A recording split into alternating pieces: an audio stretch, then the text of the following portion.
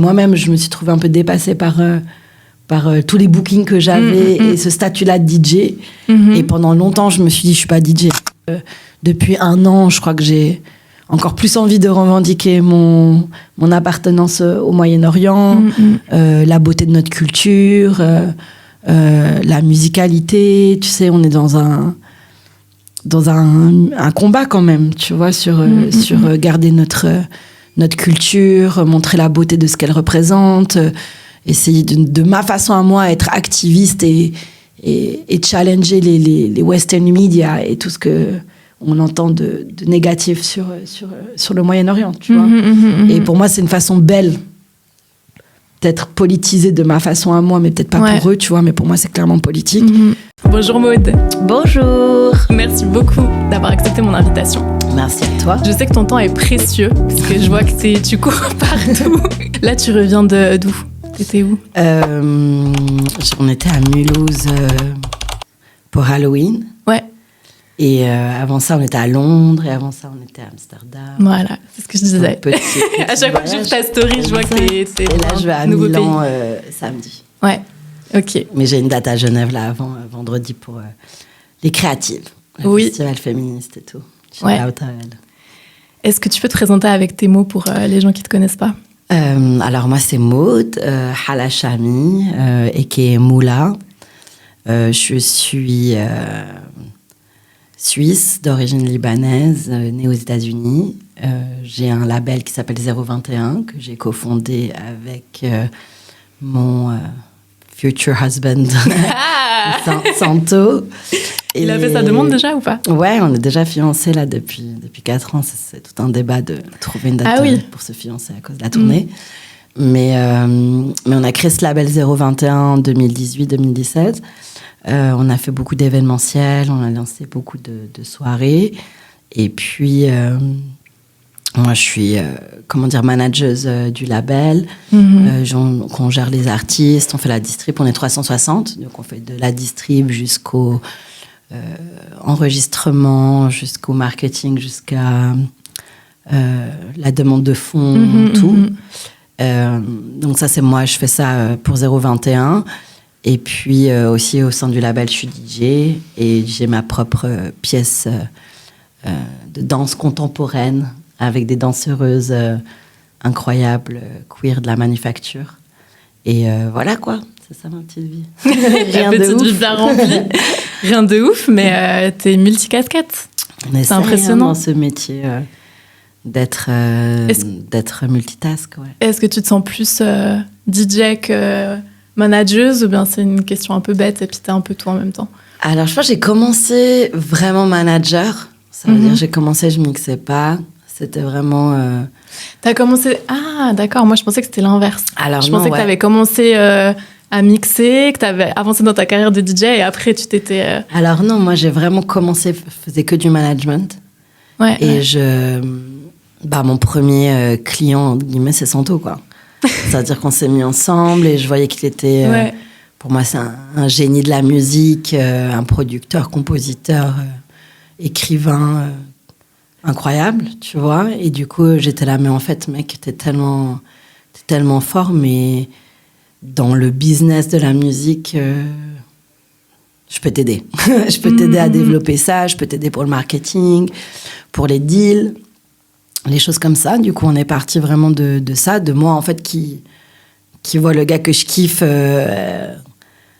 être super bon dans la musique, mais avoir besoin d'aide aussi pour tout ce qui est business. Et comme j'avais vraiment un background comme ça, venant de sociétés corporate, tu vois, je fais du marketing pour des sociétés internationales, c'était intéressant. Challenge, j'essaye de l'aider, tu vois, simplement à la base. Puis après, on était là, mais en fait, il faut qu'on fasse un label. Il y avait pas de label encore lausannois dans ce genre artistique que nous, on voulait faire. Bah, ça, c'était à quelle période, approximativement ? 2017, 2018, comme ça. Ouais. Plus 2017. L'idée, elle était déjà dans notre tête, je pense, depuis 2015. Mais ça prend du temps aussi de se dire, bon, est-ce que je fais, comment je le fais, quelle structure je fais, comment je le fais, avec qui, est-ce que c'est pertinent ou pas. Et puis aussi, la musique en Suisse, c'est pas non plus un un chemin facile, tu vois, dans un marché où on parle plusieurs langues.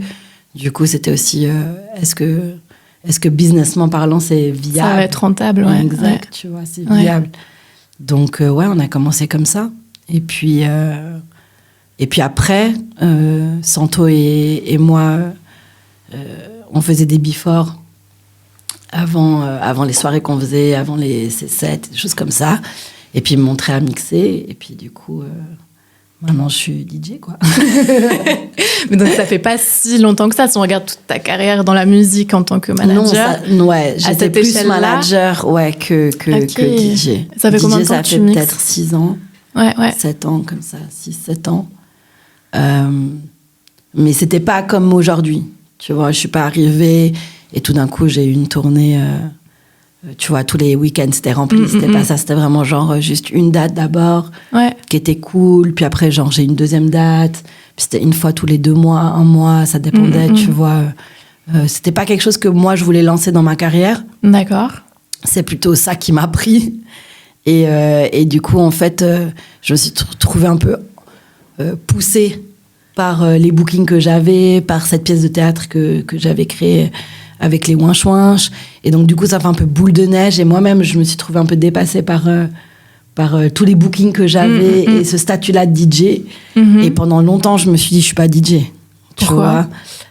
Bah, la légitimité. Question de légitimité. Ouais, la légitimité. Parce que moi, je viens pas d'un background de musique. Je suis pas musicienne dans ma famille. On n'est pas musicien.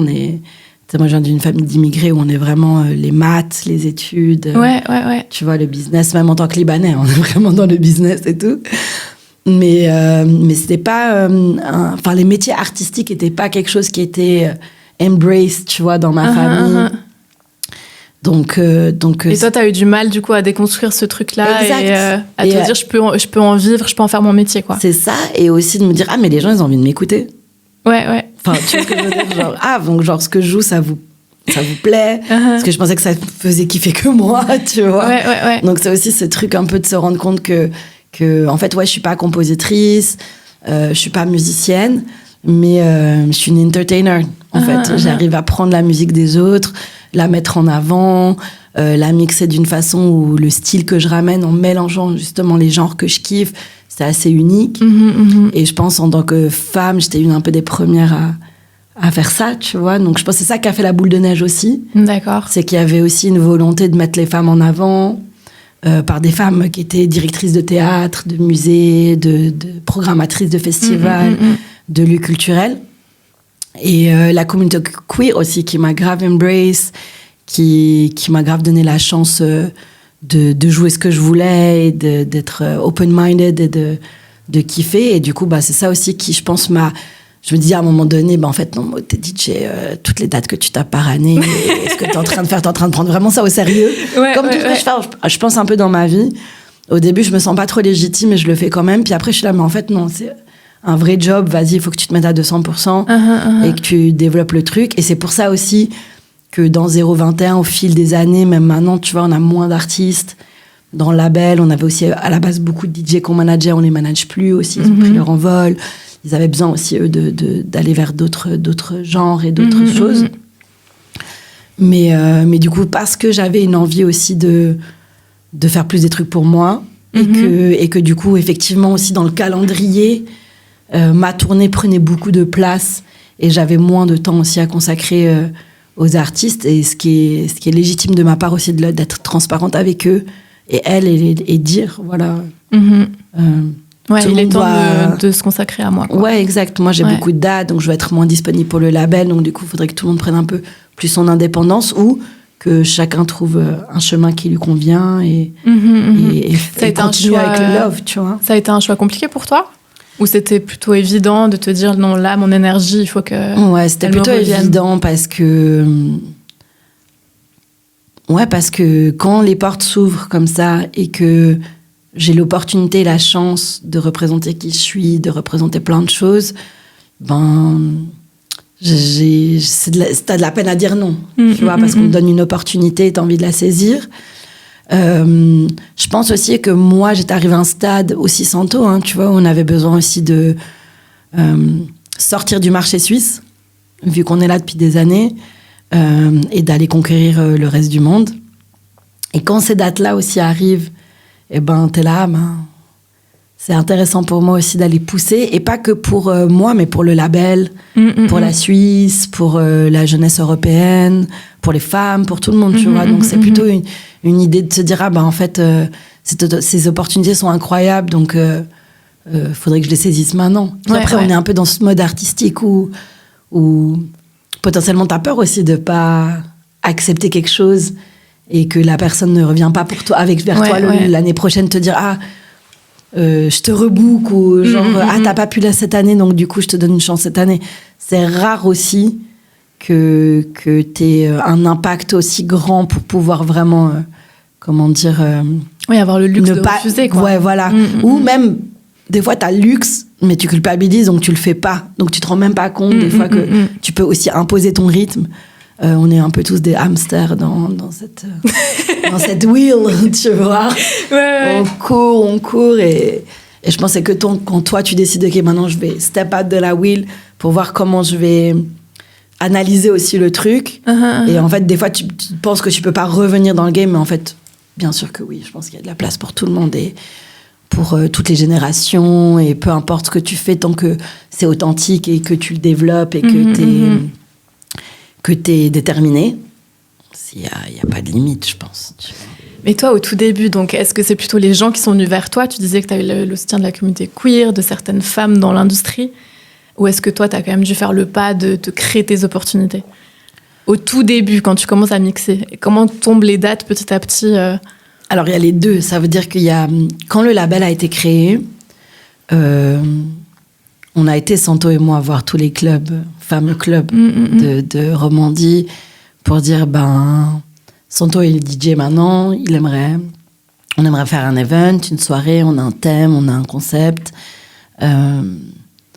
et des amis à nous, des gens que je connais depuis des années et tout, mais on s'est heurté à un mur, clairement, parce que le marché, il était rempli, parce que les gros clubs, ils sont beaucoup dans le chiffre d'affaires, ce qui est normal, tu vois, donc c'est rare qu'ils prennent des risques samedi, avec des nouveaux venus, voilà, exactement, parce qu'il y a quand même un chiffre d'affaires à faire, et c'est comme un business pour eux, ce qui est totalement normal, tu vois.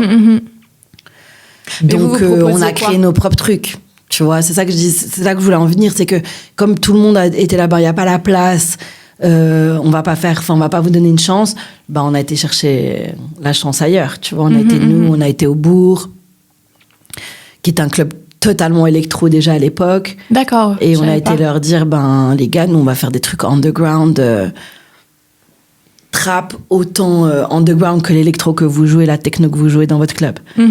Et eux, à l'époque, Alec et Yann qui géraient le Bourg, ils étaient trop chauds.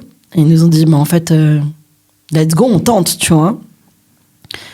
Et c'était à la base, juste Santo et moi, on s'est dit, voilà, on va faire une soirée qui s'appelle Savage, on va faire de la trap. Et c'était en 2017, 2018. Il n'y avait pas encore Bad and Bougie. Voilà, on n'était pas sur ce mouvement qui est actuel, tu vois. Bad and Bougie, il n'était même pas encore sur les ondes, tu vois. On était vraiment sur le début de la trappe à Atlanta avec Metro Booming, les 21, les Migos, des gars comme ça. Ouais. Et ils nous ont donné une chance. Et du coup, on s'est dit, voilà, on va faire une soirée. Si on est 10, c'est déjà cool, tu vois. Et en fait, on était plus que 10, tu vois, on était beaucoup. Et après, le mouvement, il a pris. On a fait des soirées, je crois, tous les mois, quasi pendant 5 ans, 4 ans. Où on faisait aussi des showcases. Donc, on avait aussi ramené des artistes pour faire des showcases, des artistes de Genève qui sont maintenant hyper établis, mais qui, à l'époque, étaient upcoming, tu vois. Comme qui Comme Meiro. Comme Dejmi, comme Runa, comme Dime qui avait déjà un hit, bien sûr, mais ce genre de premier showcase à Lausanne, tu vois, je pense pas qu'ils avaient eu déjà des dates à Lausanne, et dans une soirée trap, où vraiment le public il est là pour saigner ça et pour turn up comme jamais, tu vois. Donc du coup il y a tout un mouvement qui s'est créé autour de ça qui était hyper incroyable. Même nous on a eu l'opportunité de ramener des DJ d'Europe pour venir pour mixer dans nos soirées. Et du coup, ça a vachement bien pris. Ça a créé vraiment, je pense, le début de la trappe aussi en Suisse. ce mouvement roman où il y a beaucoup de musique qui est sortie. Après, d'ailleurs, Santo lui-même a produit dans les premiers projets de Dime et Slimka, déjà à l'époque. Du coup, il y avait toute une cohésion qui était logique entre les artistes qui produisent cette musique, les Santo, DJ producteurs, nous qui font cette soirée, qui trappent, tous les jeunes qui viennent de Suisse et pour venir même de Lyon, d'Annecy, pour venir saigner ce mouvement-là. Exact, parce que quand tu allais dans des clubs mainstream hip-hop à l'époque, bah, t'avais pas de la trappe. Tu vois, on était vraiment encore sur des classiques hip-hop, sur du R&B aussi, des trucs hyper cool, tu vois. Mais on n'était pas dans cette savage rage shit américaine, tu vois, que nous, on était, tu vois. Et du coup, c'était une liberté, je pense, c'était révolutionnaire, c'était hyper une nouveauté pour tout le monde. Et ça a donné aussi grave une impulsion à Lausanne. Pour l'underground, Lausanne, ça a toujours été connu pour une ville underground dans l'électro aussi hyper fort. Moi, quand j'étais jeune, j'allais au MAD, il y avait David Guetta qui avait une résidence au MAD. Genre, pour nous, c'était big, tu vois. Ouais, parce que genre, c'est quand même... même si maintenant David Guetta, il est dans le mainstream et tout, au tout début, c'était très électronique, ça représentait la French Touch, tout ce mouvement de Justice, DJ Mehdi, Daft Punk, enfin, tu vois, il y avait une French Touch qui était en puissance quand moi, j'avais 18 ans.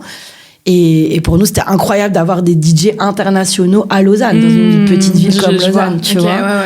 Et du coup, le but, il était aussi ça, de remettre aussi Lausanne sur la map en Suisse, de ville underground avec une sonorité artistique complètement différente de Genève ou de Zurich ou de Berne ou de Bienne ou des autres villes. Ouais. Ok. Mais la trappe dans tout ça, c'est quelque chose que toi tu consommais déjà de base, enfin c'est vos influences perso quoi. Et alors oui, alors nous on vient tous du hip-hop à la base, du hip-hop, c'est-à-dire qu'on scène tous la culture afro-américaine hip-hop et tout ça. Et on saignait ça, ouais. Et du coup, nous, par défaut, avec Santo, quand on sortait en soirée, on n'avait pas les... En fait, on s'amusait plus en before chez nous. Voilà, ok. Quand on mixait nos trucs, quand on allait en soirée. Déjà que nous, on sort tard, les Lausannois et les Genevois, avant 2h, on n'est pas en club. Donc, t'arrivais, et puis on était un peu plus dans le mood du mouvement que nous, on écoutait, des sonorités que nous, on écoutait, qui étaient du mumble rap. Et même les OG du hip-hop au tout début, ils détestaient le mumble rap. On avait des discussions folles avec des gens ici sur on comprend ce qu'ils disent, ils savent pas rapper, c'est pas dans les temps, pourquoi ils rappent avec une voix pitchée, enfin tu vois, des trucs qui étaient un peu loin des codes basiques du hip-hop et classique. Et du coup c'était une envie de faire ça, d'avoir une soirée qui ressemble à ce qu'on écoute pour de vrai, ce qu'on saigne pour de vrai. Et ce que la jeunesse écoute, en fait, aussi, tu vois. C'est vrai. Donc, ça a commencé par ça. Et après, on a fait une deuxième soirée qui s'appelait Bass Motel. Qui était vraiment plus orientée sur Santo, sur les remixes que Santo y fait, sur l'édit et la prod. Donc, plus ce côté baile funk, afrobeat, oriental, remix, edit, que lui, il compose. Tu vois. Et puis du coup c'était plus une soirée comme Savage, c'était vraiment trap, underground, rage. L'autre c'était plus love, vibes, feelings, tu vois. Exact, on était plus dans un truc dansant, un peu moins rage, même s'il y avait un peu de rage aussi mais pour dire que c'est vraiment basé sur ce mouvement SoundCloud dont Santo il fait partie, qui sont tous ces DJ producteurs qui font les edits que tout le monde écoute et joue actuellement. Exact. Mais il y a 5-6 ans, c'était le début de ce mouvement, spécialement en Suisse, parce que ce mouvement, il vient de Hollande, de Solection, qui est un collectif, un groupe hyper connu de Hollandais qui ont développé ce style, ce genre. Et ça s'est développé partout dans le monde. Et pour la Suisse, Santo, c'est un des premiers producteurs avec aussi d'autres collectifs comme Ouzadia, qui aussi composent et produisent, de Genève, ou Sin City, de Zurich, qui était aussi là-dedans. Mais c'est les prémices d'un mouvement qui actuellement est big. Ah ouais, bien sûr. Tu vois, maintenant... Je me rendais pas trop compte à l'époque. Après, moi, je suis quelqu'un qui sort pas beaucoup de base, tu vois. Et ce qui est OK. Ah ouais. Non. Donc, tu vois, ce monde de la nuit et tout, tu vois, j'ai pas forcément les nuances, tu vois, de telle boîte, je sais pas. Ouais. Je connaissais le bourg, je savais que ça a toujours été connoté underground pour moi. Tu vois, contrairement au dé, tu vois, j'arrive à faire ce genre de nuances, mais c'est vrai que je suis passée à côté un peu de ce mouvement et de cette effervescence-là, tu vois, et je trouve ça ouf, quoi. Je me rendais pas compte, en fait, tu vois, de à quel point ça se fait dans les clubs aussi beaucoup. Ah ouais, non, bien sûr, je pense que tout a commencé des clubs. Ouais, c'est ce qu'on dit. Hein. Tu vois, c'est vraiment, même avant l'Internet, tu vois, et avant la diffusion, comme on distribue la musique maintenant hyper facilement, il y avait ce truc d'aller le samedi soir dans le club parce que le DJ, il avait les derniers hits. Et en tant qu'artiste, de faire passer tes sons en soirée. Exactement, il les jouait et nous, on découvrait ça. Tu vois. Avant, il fallait peut-être 6 mois, 1 an pour que la musique des Américains, elle soit... pas seulement arrive, mais qu'elle soit consommée comme un hit, tu vois, dans notre marché à nous. Moi, j'étais jeune, j'allais au Loft. Je pense que tu connais même pas. Je connais pas. Incroyable. Ouais, au Loft, qui était un club underground, urbain, hip-hop à Lausanne. À la Fnac, en fait, juste à côté de la Fnac.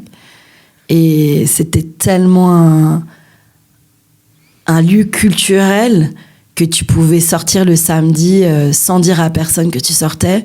Et t'avais tout le monde que tu connaissais. Voilà. Et t'écoutais les derniers trucs parce que les DJ qui jouaient au Loft, ils avaient des deals avec genre les maisons de disques. Les maisons de disques, ils leur envoyaient les derniers CD, les derniers vinyles, des artistes qui distribuaient. Et donc, du coup, si tu voulais écouter le dernier truc, tu devais aller dans le club pour écouter ça. Tu vois, à moins que t'ailles acheter le CD ou quoi, tu vois. C'était vraiment une autre époque. Mais c'était une façon aussi des maisons de disques de faire du marketing. De faire de faire distribuer la musique au-delà des magasins et des distributeurs classiques. À l'ancienne, c'était ça aussi. C'était le DJ, il a le dernier truc qu'on lui a envoyé, il va le jouer. Et toi, tu découvres aussi ces sonorités-là dans le club, tu vois. Et je pense que ça marche toujours comme ça. Même si on a Internet, même si on swipe la musique comme on swipe les stories, tu vois. Je pense que il y a toujours une envie d'aller, découvrir quand tu vas en club, tu vois. Pas tout le monde, bien sûr. Il y a des gens, ils vont que pour trouver l'amour. Il y en a qui vont que pour danser. Il y en a qui vont que pour libérer l'énergie de toute la semaine qu'ils ont accumulée, tu vois. Mais je pense qu'il y a aussi beaucoup de jeunes actuellement et de gens qui s'intéressent. À qui est le DJ, c'est quoi le club, qui est le DJ, qu'est-ce qu'il va jouer.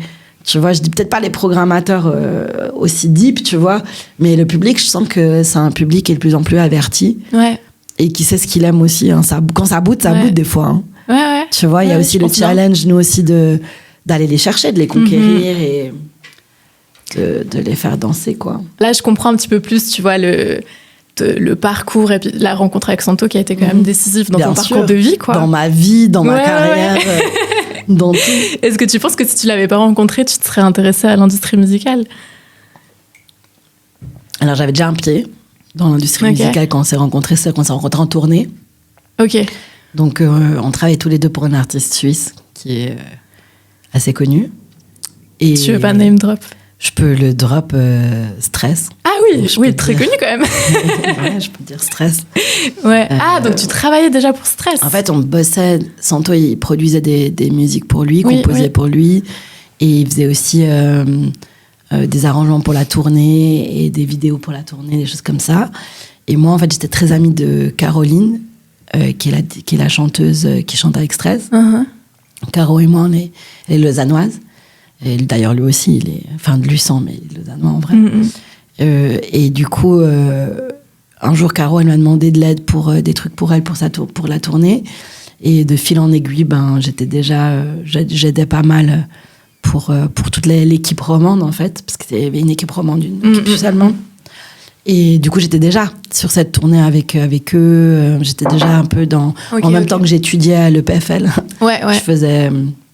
Je faisais les week-ends avec l'équipe. Et du coup, Santo et moi, on s'est rencontrés sur la tournée de Stress. Exact. Trop drôle. Donc, je pense pas que je serais devenue DJ. Bah, c'est vraiment lui qui m'a amené cette passion du mix, tu vois, et du entertainment aussi, que j'ai appris grave développer parce que avec mes danseuses là, elles sont incroyables, donc forcément je peux pas mixer comme ça en regardant mes platines avec des danseuses incroyables. Donc moi-même, j'ai dû débloquer plein de choses dans mon corps et dans ma tête aussi, tu vois. Mais je pense que non, j'aurais été un salaire à 10K dans une autre société internationale. Ok, je vois. Tu vois, en mode carriériste. J'ai toujours été carriériste, mais j'aurais été plus dans ce chemin-là classique, d'avoir un job, dans le marketing ou dans l'événementiel, dans une boîte, comme j'avais à la base décidé de faire, tu vois. Ouais. Tu disais avant que donc on t'appelait pour ce que tu représentais. Est-ce que tu peux un petit peu développer qu'est-ce que tu représentes en tant que DJ, en tant que femme, en tant que déjà ça c'est pas mal. Immigrée en Suisse, j'en sais rien. Est-ce que c'est des choses qui sont prises en compte, tu penses, quand on te book? Alors je pense que maintenant oui. À l'époque non. Parce que on était moins sur la responsabilité des gens et que les gens décident de faire des quotas, tu vois. Et puis de se dire, mais en fait, on a un peu on se rend compte que quand on fait des programmations, 80% c'est des mecs. Tu penses que maintenant il y a... Et que 20% c'est des artistes femmes. Du coup, maintenant, il y a aussi beaucoup plus de structures qui sont aware du truc, qui essayent de faire 50-50. 50-50 la prog, 50-50, comment dire, les heures aussi, tu vois. Ça veut dire pas de te mettre en warm-up parce que t'es une femme et que tu mixes qu'avec dans une programmation que de mecs. Enfin, plein de petits détails comme ça, en fait, qui sont vraiment pris en compte maintenant, je trouve. Pas par tout le monde, on est d'accord, parce que c'est un process. Mais il y a beaucoup plus de gens qui font ça, qui font attention à ça. Je pense aussi parce que je joue de plus en plus dans des lieux culturels orientaux. Avant, tu sais, comme moi, j'ai commencé par la trap, du coup, j'étais beaucoup dans des soirées hip-hop, trap, voilà, exact. Maintenant, je suis plus dans une carrière où je joue beaucoup plus la musique orientale, électronique, et je représente beaucoup plus ça aussi, tu vois. Donc, du coup, il y a beaucoup de collectifs et de fondations qui sont beaucoup plus orientaux historiquement, qui me contactent. Et donc, du coup, je joue plus peut-être pour la diaspora, tu vois, orientale.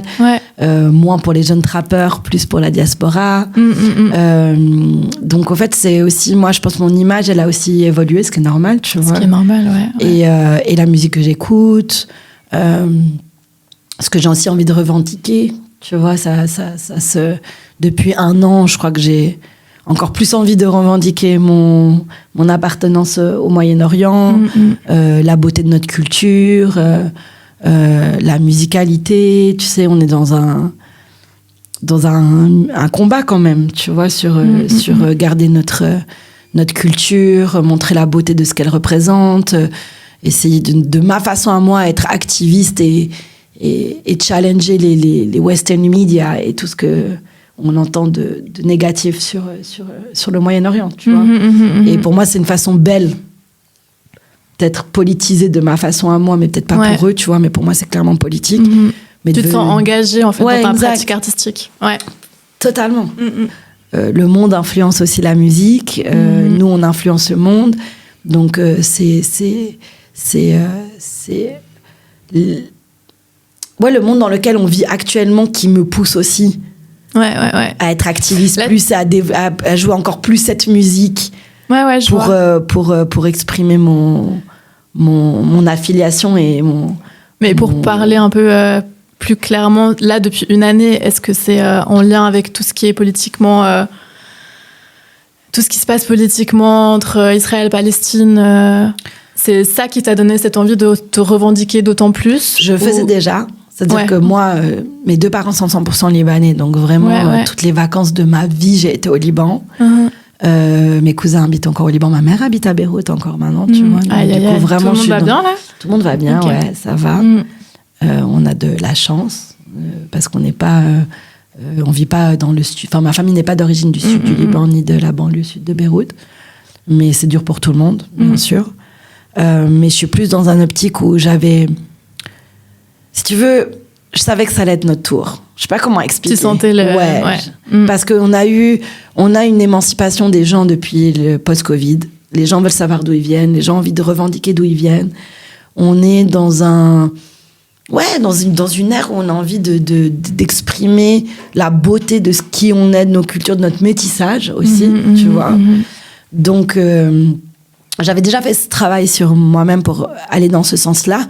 Mais forcément, le génocide en cours, la guerre, ça m'a fait encore plus envie de l'exprimer, de le revendiquer encore plus vivement, tu vois.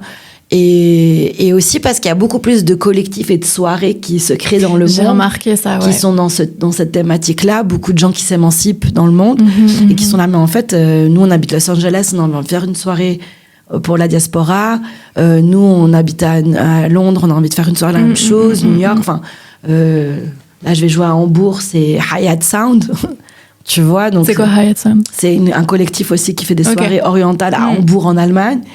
L'autre, c'était Hafla. L'autre, c'était Haza. Tu vois, on est tous dans des noms aussi orientaux pour revendiquer le genre, l'association, le Moyen-Orient, la musique, notre orientalité. Je sais pas si ça existe, orientalité. Ouais, il me semble. Tu vois, donc je faisais déjà ça.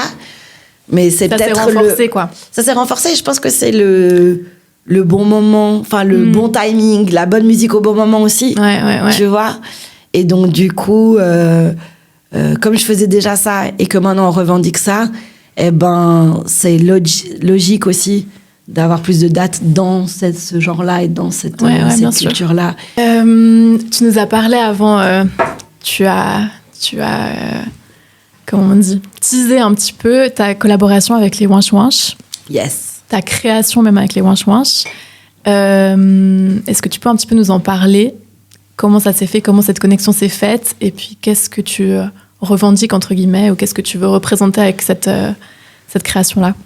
Alors, cette pièce, elle est complètement folle. C'est-à-dire, c'est une pièce... c'est l'idée d'une pote à moi et moi qui s'appelle Claire Alice. Et en fait, elle était... Claire Alice qui mixe, non? Exact. Ouais, je vois qui c'est. Claire Alice qui était à la Manufacture. Elle était danseuse à la Manufacture, étudiante. Ouais. Et, mais comme elle est du Valais, elle est elle est du Valais. Parce que moi, je l'ai vu mixer, je crois que c'était pour la grève des femmes, il y a peut-être 2 ans ou un truc comme ça. C'est moi qui l'ai appris à mixer. Ah ouais, ok. Ah, mais je savais pas qu'elle était valaisanne. Exact. Trop bien. Valaisanne d'origine, Claire Alice.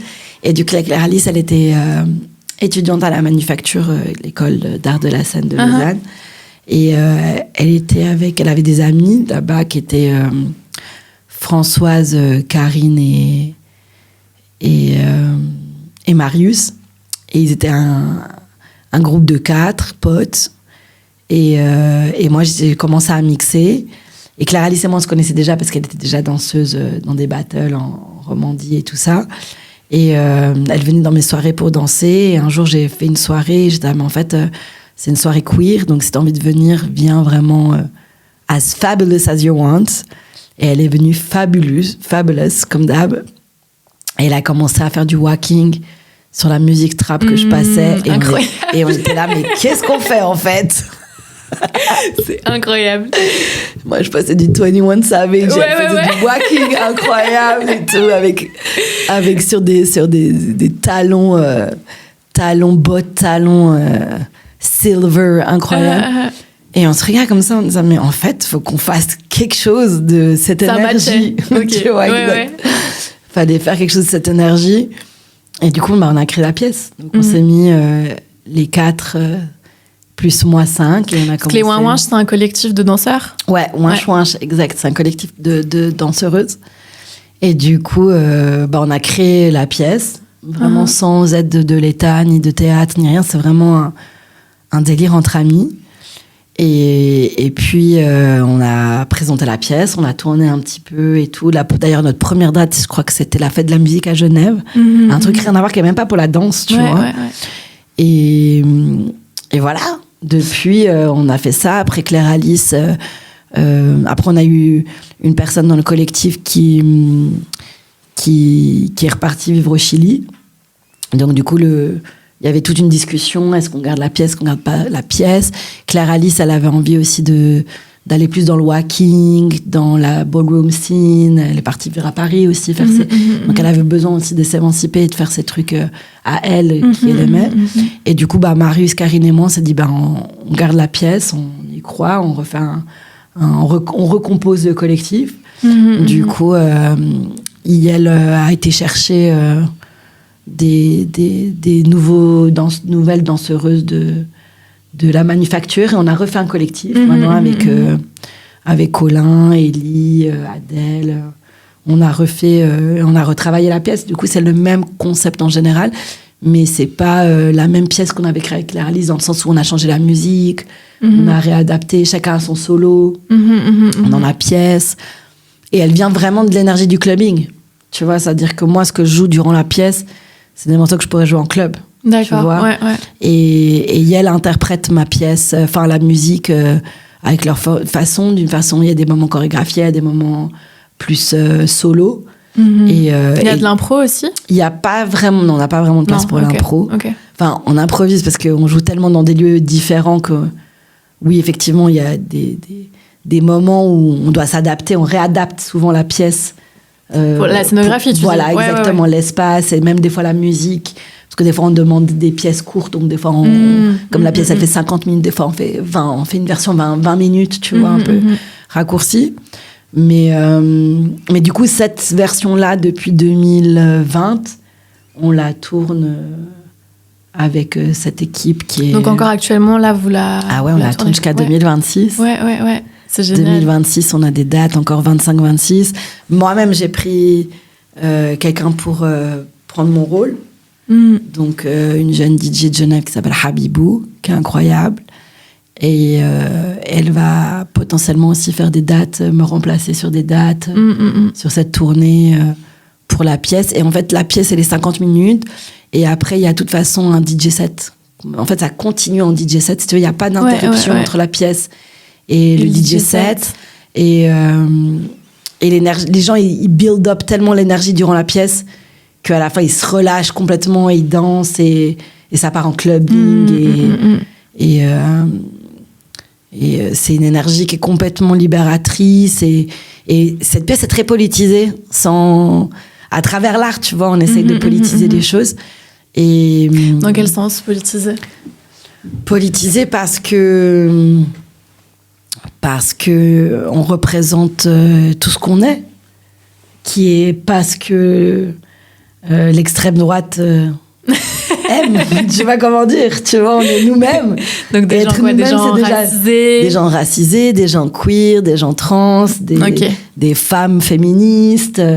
Karine, à la fin de la pièce, elle a eu une ablation du sein due à un cancer du sein alors qu'elle elle vient d'avoir 30 ans. Ah, wow. Donc il y a un statement à la fin, durant son solo, elle enlève son top et elle a sa poitrine à l'air avec la cicatrice de l'ablation, et les femmes, elles hurlent dans le public, elles la saucent, nous on lui donne la force.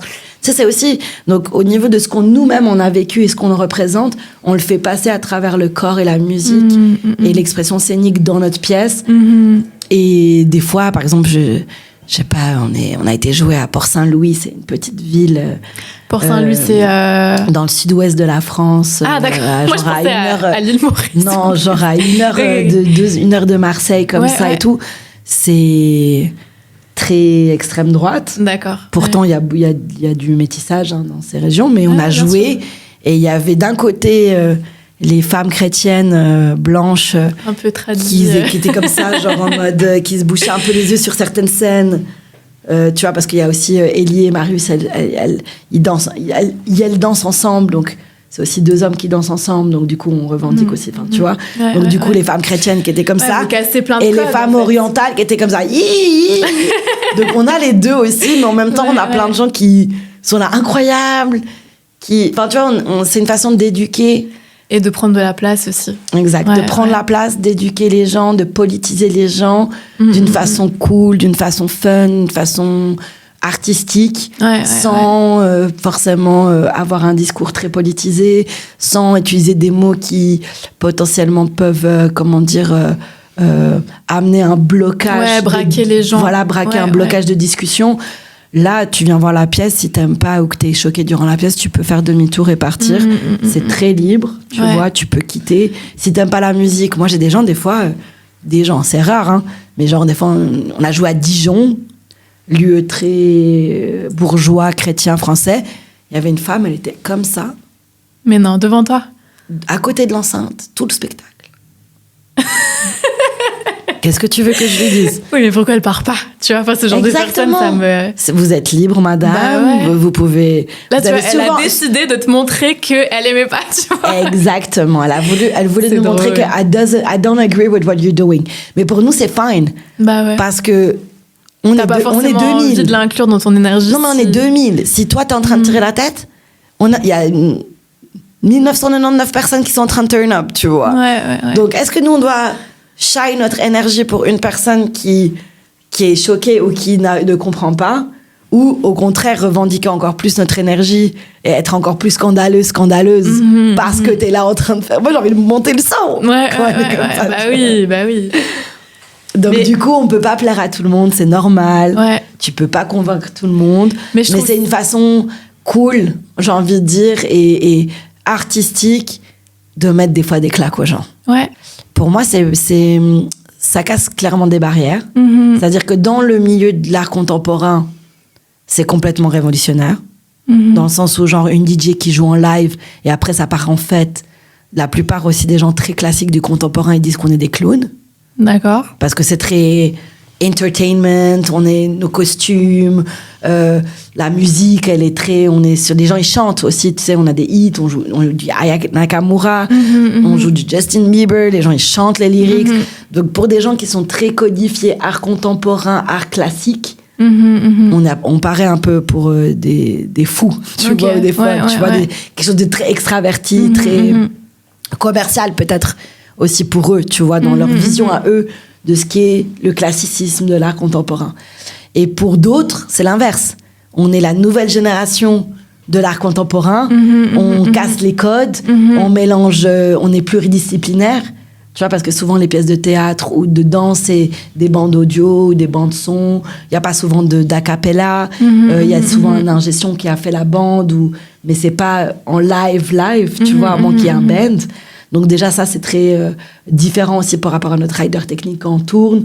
Les lieux, ils n'ont pas l'habitude de diffuser de la musique aussi fort, de jouer aussi tard dans des théâtres ou des musées jusqu'à 2h du matin. Donc pour eux, c'est des nouveaux trucs qu'ils adorent. Parce que du coup, on fait souvent les openings ou les closings de saison ou de festival. Parce que du coup, ça s'apprête à la fête. Et donc pour eux, c'est aussi tout nouveau. Comme dans la musique, c'est tout nouveau l'interprétation des danseuses sur cette musique-là. Ça veut dire que leur interprétation de danseuses contemporaines avec plein de personnalités dans leur musicalité, dans leur danse et dans leur corps, c'est totalement différent de danseurs hip-hop qui interpréteraient la musique en mode classique, danse hip-hop. Tu vois les différents genres de musique, de danse hip-hop qu'on a. Donc du coup, c'est un mélange qui est complètement hybride et dans tous les sens, ça perturbe le classicisme qu'on peut avoir dans les différentes disciplines. C'était quelque chose qui était voulu ou juste vous avez créé votre truc sans vous poser de questions et puis à la fin vous avez dit ça donne ça. C'était totalement... C'est génial. En général, j'ai l'impression que ça fonctionne mieux quand c'est organique et naturel que, tu vois, de te dire j'ai envie de casser tous ces codes et de le faire consciemment. Bien sûr. Après, cette pièce a été faite avant le Covid aussi. Ça veut dire qu'on n'était pas encore sur une responsabilité des gens, sur l'envie des gens de s'éduquer sur des sujets qu'ils connaissaient pas. Enfin, tu vois, je trouve que durant le Covid, les gens, ils ont passé tellement de temps enfermés qu'ils ont beaucoup était s'instruire ou pas. Tu vois, c'est-à-dire qu'on a aussi beaucoup de complotisme, tu vois ce que je veux dire. C'est vrai. Mais c'est-à-dire que tout le monde est resté tellement sur ces écrans que ils ont été chercher des infos. Après, bonnes ou mauvaises, c'est leur dos, tu vois. Et chacun pense ce qu'il veut. Mais pour dire qu'il y a eu ce truc de on est enfermé, du coup on va chercher des choses. Consommer du contenu exactement instructif selon le thème, quoi. Exactement. Et puis aussi des mouvements socioculturels très importants qui ont pris mouvement, qui sont de plus en plus fortes. MeToo, Black Lives Matter. Tu vois, genre on a beaucoup de mouvements aussi qui se sont émancipés et dont nous on fait totalement partie, mais on faisait déjà partie de ce mouvement, sauf que ce mouvement-là n'était peut-être pas aussi populaire et aussi politisé qu'il est actuellement. Et du coup, par défaut aussi, des fois on est politisé malgré nous. Tu vois, ou par exemple deux fois, je crois qu'on nous a demandé nos origines et notre sexe pour les mais pourquoi pour les quotas. Ah ouais. Parce que du coup on est suisse, français, racisés, orientaux, queer, trans, féminin. Tu vois, et donc du coup dans les quotas on catch toutes les codes sans le vouloir, tu vois. Qui vous a demandé ça, des programmateurs? Exact, ouais. C'est pas beaucoup, hein. Mais genre 1 ou 2. Je sais pas si c'est ce pays ou d'autres pays parce qu'on tourne beaucoup aussi à l'étranger. Mais c'est déjà arrivé où on refuse de remplir ces petites cases. T'en penses quoi des quotas? Parce que je suis là, en fait, vous voulez juste montrer aux institutions qui vous donnent les fonds, donc le gouvernement, que vous respectez tout le monde et que vous... Mais c'est quand même très délicat de demander aux gens, statistiquement, enfin pour vos statistiques, de répondre à ces questions de genre et de race, entre guillemets, d'ethnie, tu vois. Toi qui as fait un peu le tour du monde avec tes mix et ta musique, est-ce que t'as vu des différences de traitement, de représentation des femmes et des minorités de genre, selon les scènes Moi, j'ai l'impression que je suis un peu chanceuse, entre guillemets, dans le sens où, comme j'ai un gros caractère et que j'impose vraiment mon truc, j'ai pas eu... de mauvaises expériences, entre guillemets. Les seules expériences où, maintenant, en fait, j'ai travaillé sur moi-même et je laisse tomber, clairement, c'est les ingé son. Quand j'ai des hommes ingé son qui me disent que je sais pas ce que je fais, que je sais pas, que s'il y a un Larsen, c'est-à-dire un buzz dans la musique ou dans la façade, tu vois, dans la musique comme ça sonne, que c'est moi, que je sais pas mixer, que c'est mes platines le problème. Pourtant, je joue tous les week-ends, bien sûr. partout, dans différents endroits, à différentes heures. Mais j'ai souvent ce petit rapport de force avec les hommes. Et les hommes, engineer, light engineer, sounds engineer, pas tous, hein. Il y en a qui sont incroyables. J'en ai eu un pour le Festival d'Aurillac, c'était le stage manager de DJ Snake. Il m'a traité comme une reine, il était incroyable. J'ai eu le matos comme Snake, j'ai envie de dire, le même traitement, c'était incroyable. Mais la plupart, souvent, c'est des gars qui... comme c'est cliché, une femme, c'est pas sparker. Enfin, tu vois, on est sur ces trucs débiles, dès que c'est technique, c'est pour les hommes. You don't know what you're doing. Au début, ça m'énervait beaucoup. Et comme j'ai un fort caractère, j'ai tout de suite dû rentrer. Exact. Et maintenant, avec l'âge et le nombre de dates que j'ai tournées aussi, je suis là, mais en fait, est-ce que ça vaut la peine? À chaque fois que je me pète un câble avec eux, avec les gars, que je m'embrouille, que mes danseuses doivent se mettre entre moi et le à ce point-là. Pour dire, Maud, va fumer une clope. Ouais. Tu vois. Ouais. Bah oui, parce qu'il y a ce rapport de force aussi où des hommes, tu sais, dès que tu parles un peu fort, il y a le torse qui se bombe, les épaules et eux-mêmes, ils essayent de physiquement t'intimider. Bien sûr, ouais. Moi, j'ai peur de personne, malheureusement. Comme on disait, c'est dans tous les domaines de la société, tu vois. Bien sûr. Mais dans notre domaine à nous, il y a ce truc un petit peu de la représentativité. Pour moi, c'est hyper important, tu vois. C'est-à-dire que moi, quand j'ai commencé, il n'y avait pas beaucoup de meufs qui mixaient et pas de meufs qui mixaient, qui me ressemblaient, tu vois. Qui me ressemblaient, qui faisaient ce que moi, j'avais envie de faire. Et maintenant, j'ai l'impression que c'est inspirant. Tu vois, comme moi, je vois d'autres femmes qui m'ont inspirée dans ma vie, qui ont ouvert des portes, qui ont fait telle et telle chose, historiquement parlant, politiquement parlant, même socialement parlant, ça m'inspire. Et je me dis, en fait, c'est possible. Bah, c'est la même chose maintenant. Il faut que nous aussi, on représente ça et que les jeunes, ils voient que c'est possible. Et c'est quand tu vois quelqu'un qui te ressemble et qui a réussi dans quelque chose, où tu te dis, mais en fait, c'est possible. Tu vois, je pense que après Beyoncé, il y a combien de jeunes femmes, jeunes filles afrodescendantes qui ont envie de chanter et qui se disent, c'est possible. Là, je trouve, alors autant il y a des dérives, tu vois, dans les médias sociaux, les réseaux sociaux, mais je trouve que c'est tellement une richesse, tu vois, pour les jeunes générations d'avoir la possibilité de se sentir représentée, tu vois, sur les réseaux, il y a tout le monde, tu vois, je vois TikTok. Bien sûr. Moi, mon TikTok, je l'aime trop, tu vois, et je tombe sur des comptes de gens paraplégiques, enfin, tu vois, des gens qui qui ont chromosome 21, on dit. Trisomie 21, tu dis? Voilà, trisomie 21. Ouais, tu vois, mais tu vois, qui sont influenceuses, je vois, avec genre sur les réseaux. Oui. En mode. Le même acteur, là, Artus, l'humoriste, là, il a fait un film avec. C'est la représentativité. Exactement. Exact. Et je trouve ça tellement bien, tu vois. Et puis même, tu vois, des trucs de. Enfin, je sais pas, je trouve que tu peux vraiment. N'importe quel. Voilà, j'arrive pas à parler. Être n'importe qui et faire un contenu qui te convient et avoir des gens qui sont intéressés. Exactement, tu vois. Et toi, avec ta petite individualité, trouver quelqu'un qui va te représenter, qui va te ressembler, quoi. Parce que je trouve que, bon, je sais pas, les médias traditionnels font des efforts, mais je trouve qu'il y a encore beaucoup. Non, bah oui, on est dans le classisme, c'est normal. Comme on disait avant, tu vois. Toi, c'est qui t'a inspiré un petit peu? Est-ce que t'as des femmes qui t'ont inspiré en étant plus jeune ou t'as beaucoup souffert de ce manque de représentativité? Moi, ma mère, ma mère bosse. Elle a étudié le business, elle parle 5 langues. Wow. Elle a immigré en Suisse. Ils sont arrivés à quel âge, tes parents? Mon père a 18 ans, ma mère a 24, je crois. Ah ouais, c'était jeune, hein? 25, mais elle était déjà mariée avec mon père. Mais avant ça, elle a vécu en Europe. Ma mère, elle a vécu en Belgique, elle a vécu en Italie, elle a fait son université à Rome, elle a appris l'italien, elle a ouvert des business. Même là, maintenant, je pense qu'elle est toujours active dans son biz. Elle a fait avec 3 enfants. Mon père, il était médecin, donc du coup aussi beaucoup de nuits et d'horaires instables. Du coup, franchement, ma mère, ouais. Ma mère, ma grand-mère avant ça même... Ma grand-mère, une des premières femmes à aller à l'université au Liban. Wow. Ouais, une des premières femmes diplômées de l'EUB, l'université américaine de Beyrouth, au Liban. Ouais, les femmes de ma vie, les femmes de ma famille. J'ai quasi que des tantes.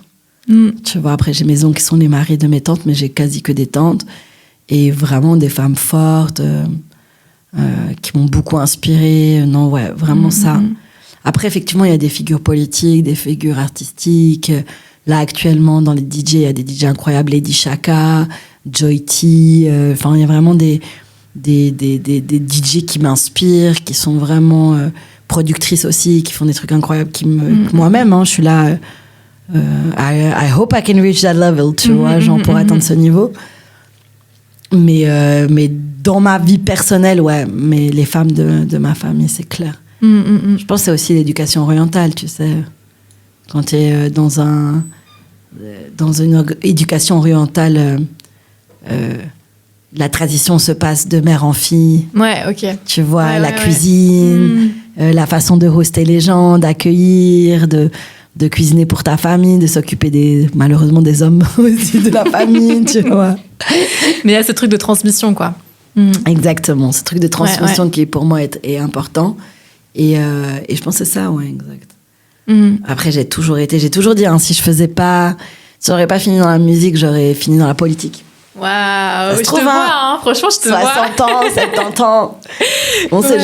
On sait pas. Hein. Ouais. Ma mère, en tant qu'américaine, m'a toujours dit if you want to be the United States president once, tu peux. Ça veut dire que j'ai quand même un passeport américain, il faut avoir 35 ans et un passeport américain et tu peux te présenter à la présidence américaine. Donc on ne sait jamais. où ma vie va m'amener. Bah ouais. Je finirai peut-être présidente des États-Unis à 70 ans, comme ça. Maud, ça fait un bon moment qu'on papote. Discute, oui. Trop même, j'ai envie de dire. Non, franchement, c'était génial. C'était super inspirant. Merci à toi. Et puis, je pense que je vais avoir trop de plaisir là à revisionner tout ça parce que tu as dit plein de choses hyper importantes. Donc, je te remercie vraiment. Tu peux me couper au montage si I'm talking too much. Il n'y a pas de problème. La magie du montage. Ouais, non, merci beaucoup, vraiment. Ça m'a trop touchée. Merci à toi pour l'invitation. Merci pour le podcast. Je trouve ça super bien. Encore une femme qui fait un truc cool, qui se lance. Donc, avec plaisir. J'espère que ça va intéresser tes Bah, c'est sûr. Tes auditeurs.